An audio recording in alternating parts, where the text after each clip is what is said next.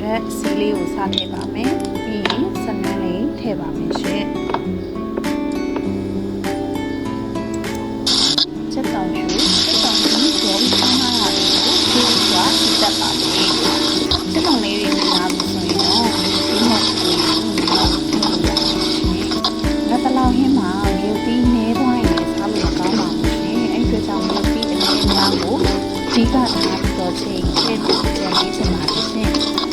ရုပ်ပြီးစီတက်နေတဲ့ဆက်မပြတ်ဝင်ပြီးတော့ဒီလုံးဝနားလို့မရပါဘူးရှင်ဒီများများပါတဲ့ခါကျရင်ရုပ်ပြီးတော်ကြီးလေးတွေက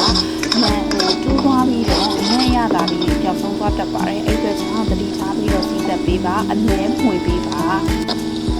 ကျမတော့ငယ်ပြီးနည်းနည်းလိုတဲ့အတွက်ကြောင့်နည်းနည်းလေးထည့်လိုက်ပါလို့ရှင်ကျမအဆက်လေးစိုက်တာဖြစ်တဲ့အတွက်ကြောင့်နည်းနည်းလေးထည့်လိုက်ပါနော်ဒီပြီးစီးသက်တာကိုအမြဲတတိထားပြီးစီးချက်ပါအမြဲမပြတ်ပေးပါဒီတော့မများပါစေနဲ့ဒီရမ်းများပါတာထူးနိုင်တာတတ်ပါတယ်နော်နည်းနည်းလေးကိုရုပ်ပြီးရပါတော့ဒီလိုရောင်နည်းနည်းလေးတန်းလာပြီဆိုရင်ကျမတို့ကအဲ့ဒီအချိန်မှာမပြာရီလေးကိုထည့်လို့ရပါတယ်မတန်းသေးဘူးဆိုရင်တော့ထည့်လို့မရသေးပါဘူးနော်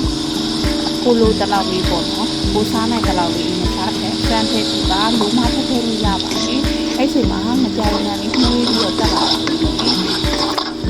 မပြာရီနဲ့လေးကြောက်တဲ့ကိုကျမတို့ဖြည်းဖြည်းချင်းမှွေပေးပါမယ်နော်အနံ့လေးနည်းနည်းလေးအနံ့သေးသွားပြီလို့ခံစားရတဲ့အခါကျတော့မှကျမတို့က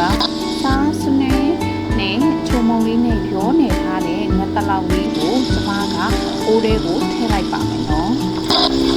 ဒီမှာဘဘူးကနေနဲ့ကျမပြောချင်တာကတော့ငတ်တလောက်လေးတွေကိုအတုံးလေးတွေမတုံးဘူးပေါ့နော်ကျမတို့အတုံးလိုက်လေးကိုရင်ဆုံးဖြည့်ဆေးပေးပါတက်ဆင်အားဖြည့်ဆေးပေးပါ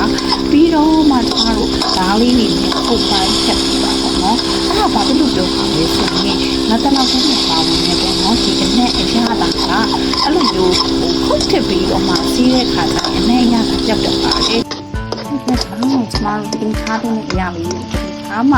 ငတ်တလောက်ခင်းဆိုတဲ့အရာတာ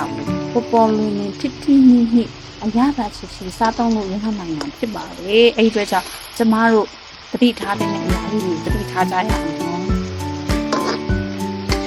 အားလေးတွေကိုကိုယ်ကကြည့်တဲ့အနည်းငယ်ပန်ပေးပါမယ်ငါတလားခင်ဗျာဖြစ်နေတယ်အချိန်လေးကိုသူ့မှာလည်းဒီအစီအစဉ်ထွက်လာအောင်ကျမတို့ကထားပေးပါမယ်ဒီချက်မထည့်ပေးပါဘူးနော်စိတ်ရှိပါ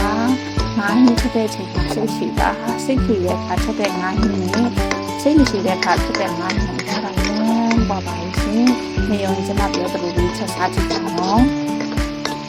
ငါတလောင်းရဲ့အကြီးကအသက်ဖြစ်တဲ့မကြီးနှစ်ကလေးကိုကျွန်မထည့်ပါမယ်ရှင်မကြီးနှစ်ကလေးပွက်လာပြီဆိုရင်တော့ဒီနည်းနည်းထည့်ပြီးတော့စပွက်ထည့်ပြီးထားပြီးတော့အသက်စားသုံးနိုင်ပါပြီကျေးဇူးတင်ပါတယ်ရှင်